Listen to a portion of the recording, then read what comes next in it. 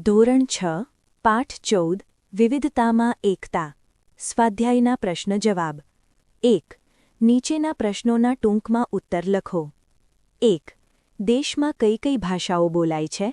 જવાબ: આપણા દેશમાં હિન્દી, અંગ્રેજી, ગુજરાતી, બંગાળી, મરાઠી, પંજાબી, તમિલ, તેલુગુ, કન્નડ, મલયાલમ, ઉડિયા, કોંકણી વગેરે ભાષાઓ બોલાય છે.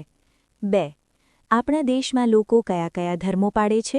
જવાબ: આપણા દેશના લોકો હિન્દુ, ઇસ્લામ, ખ્રિસ્તી, શીખ, જૈન, બૌદ્ધ, જરથોષ્ટી, યહૂદી વગેરે ધર્મો પાળે છે. 3. આપણો દેશ કયા કારણે વિવિધતાવાળો દેશ બન્યો છે? જવાબ: આપણો દેશ ધર્મ, ભાષા, જાતિ, જ્ઞાતિ, આર્થિક અસમાનતા, ખાનપાન, તહેવાર, પોશાક, રૂપરંગ, રહેણીકરણી, રીતિરિવાજ વગેરે બાબતોને કારણે વિવિધતાવાળો બન્યો છે. આ ઉપરાંત ભૂપૃષ્ઠ, આબોહવા, વનસ્પતિ, વન્યજીવો, ખેતી વગેરે ભૌગોલિક બાબતોને કારણે પણ આપણો દેશ વિવિધવાળો બન્યો છે. 4. રાષ્ટ્રીય એકતા કોને કહેવાય? જવાબ: વિવિધ ધર્મો, ભાષાઓ અને જાતિઓના લોકો પોતાના રાષ્ટ્ર માટે પ્રેમ, સન્માન, આદર, નિષ્ઠા, ત્યાગ અને સમર્પણની ભાવના પ્રદર્શિત કરે છે, તેમજ એકતાની લાગણીઓ સમાન ભાવે અનુભવે તેને રાષ્ટ્રીય એકતા કહેવાય. 2. ટૂંકમાં ઉત્તર આપો. 1.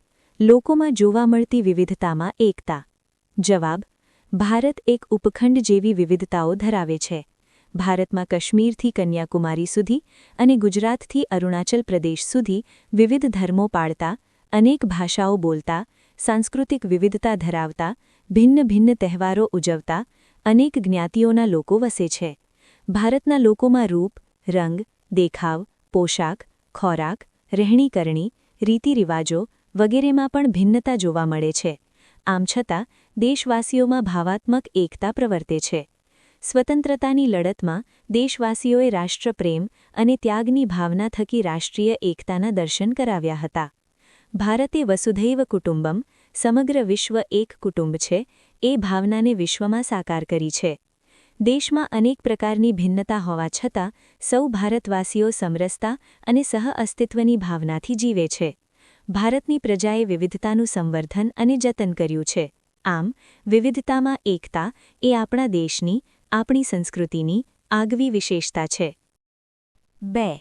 વિવિધતા અને સમાનતાના પ્રયાસો. વિવિધતા. આપણા દેશમાં ધર્મ, ભાષા, જાતિ, જ્ઞાતિ, આર્થિક અસમાનતા, ખાનપાન, તહેવાર, પોશાક, રૂપરંગ, રહેઠાણ, માન્યતા, રીતિરિવાજ વગેરેમાં તેમજ સ્થળની આબોહવા, ભૂપૃષ્ઠ, ખેતી, જંગલો વગેરે ભૌગોલિક બાબતોમાં વિવિધતા પ્રવર્તે છે. આ વિવિધતાને કારણે આપણા દેશમાં અમીર ગરીબ, છોકરા છોકરી, સાક્ષર નિરક્ષર, શહેરી ગ્રામીણ, ઊંચ નીચ જ્ઞાતિઓ વગેરે ભેદભાવો જોવા મળે છે.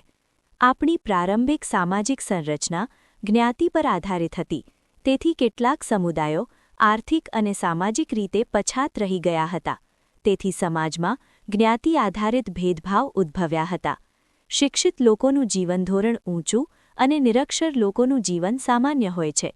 આમ બંને વર્ગોના જીવનધોરણમાં મોટો તફાવત હોવાથી ભેદભાવ ઊભા થયા છે. આપણા દેશમાં ગ્રામીણ લોકોની સંખ્યા શહેરી લોકોના પ્રમાણમાં વધુ છે, પરંતુ ગ્રામીણ અને શહેરી લોકોના જીવનધોરણમાં મોટો તફાવત હોવાના કારણે ભેદભાવ ઊભા થયા છે. સમાનતાના પ્રયાસો. દેશના બંધારણના આર્ટિકલ 17 પ્રમાણે અસ્પૃશ્યતા નાબૂદ કરવામાં આવી છે. બંધારણે સમાનતાના મૂળભૂત હક સૌ નાગરિકોને સમાન તક, ન્યાય અને દરજ્જો આપવામાં આવ્યા છે. મફત અને ફરજિયાત શિક્ષણના અધિકાર દ્વારા 6 થી 14 વર્ષની ઉંમરના બધા બાળકોને શિક્ષણનો અધિકાર આપવામાં આવ્યો છે. લોકોના સામૂહિક વિકાસ માટે ગ્રામ્ય સડકો, પ્રાથમિક આરોગ્ય કેન્દ્રો, વીજળી, પીવાનું પાણી વગેરે પાયાની સગવડો સરકારે પૂરી પાડી છે.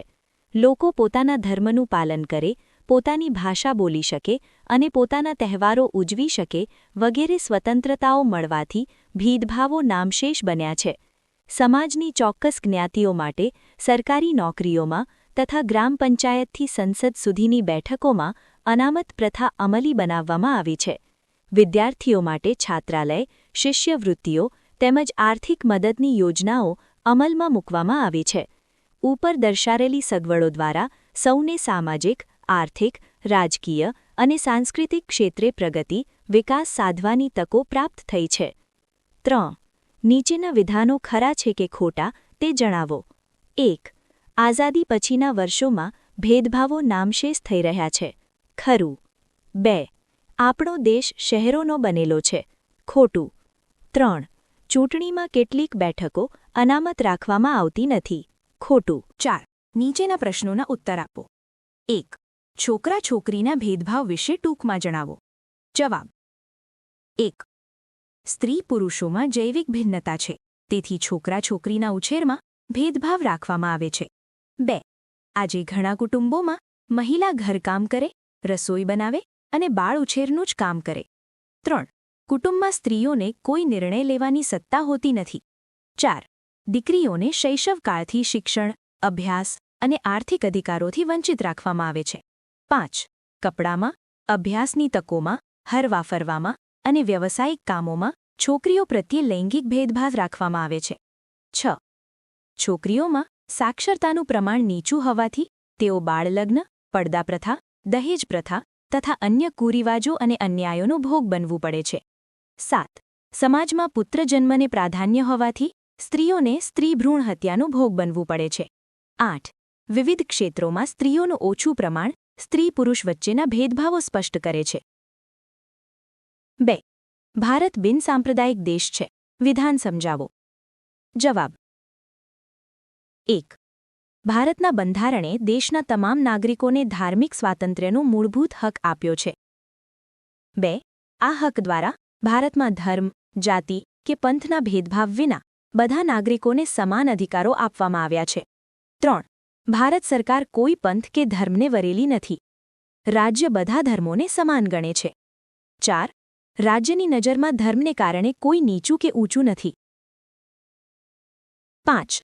ભારતમાં દરેક નાગરિકોને પોતપોતાનો ધર્મ પાળવાની છૂટ છે. 6. ભારત સરકાર ધાર્મિક બાબતોમાં નિષ્પક્ષ અને તટસ્થ છે. 7. ભારતના બંધારણમાં સર્વધર્મ સમદૃષ્ટિ અને સર્વધર્મ સમભાવનો સિદ્ધાંત સ્વીકારવામાં આવ્યો છે.